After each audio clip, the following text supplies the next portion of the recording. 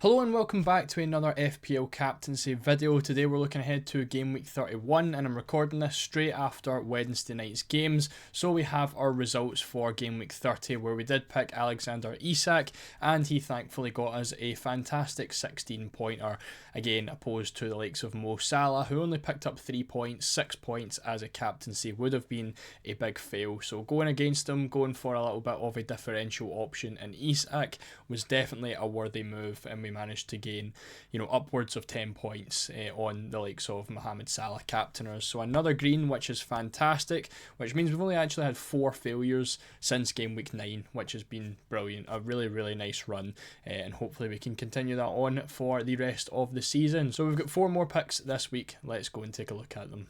So we're starting to see the 4, main picks coming back into it with, nice fixtures, and of course Saka coming back from injury, which means we've got Salah, Isak, Saka and Palmer as our 4 potential captaincy choices for this week.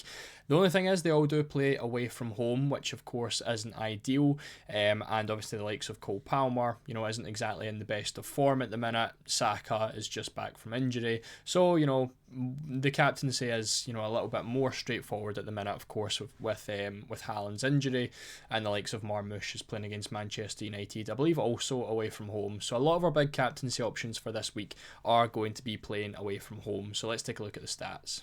Predicted points wise, Saka is still fairly low. He's only at 5.4 on Fantasy Football Hub and 3.8 on FPL Team. We'll probably see why in a minute when we look at the expected minutes for him. But other than that, it's all very close. You'll notice with Palmer, Isak and Salah on FPL Team, they all are essentially matching. Palmer on 6.4, Isak on 6.4 and Salah on 6.5. So there's nothing much to differentiate them there. For Fantasy Football Hub, they've also got Palmer at 6.4.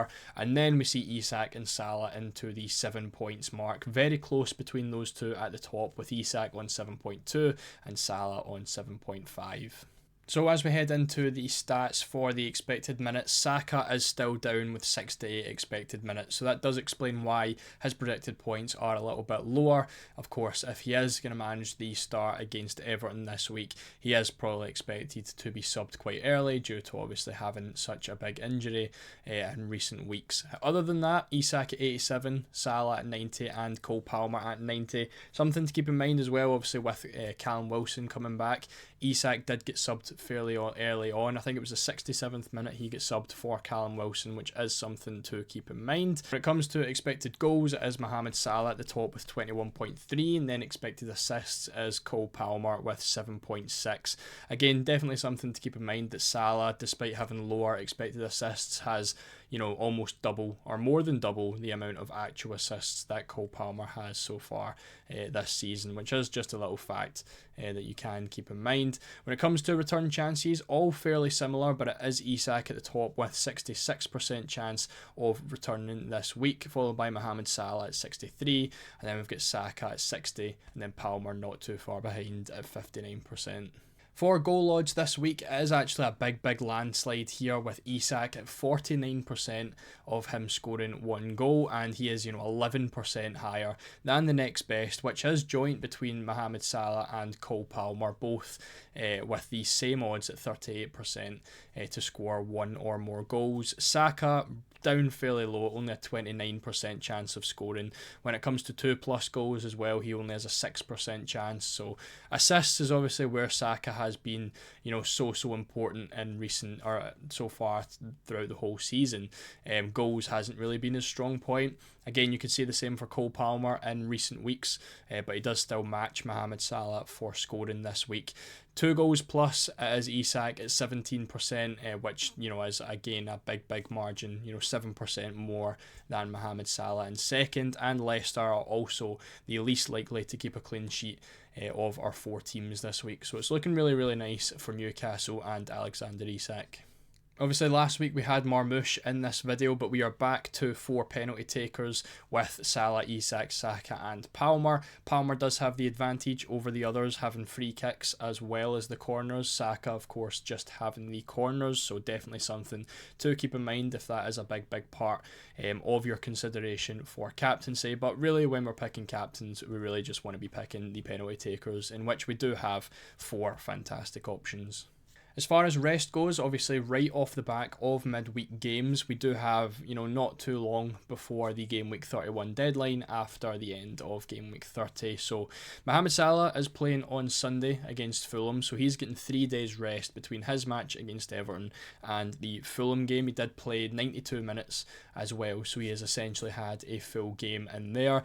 Isak, 1 has the extra day and 2 got subbed early, as I said earlier in the video, so he has, that extra advantage there over Mohamed Salah because he is playing against Leicester on Monday night, so he's getting the extra day. For Bukayo Saka, he obviously played on Tuesday night, so he's getting the same as Salah with the 3 days rest before he plays Everton on Saturday. And then obviously Cole Palmer is due to play tonight against Spurs. He's also getting 3 days before playing against Brentford on Sunday. So it is Isak once again who does have the extra day. Again, also did end up with the substitution early on in the match against Brentford, so he's going to have the most rest, which definitely gives him an advantage.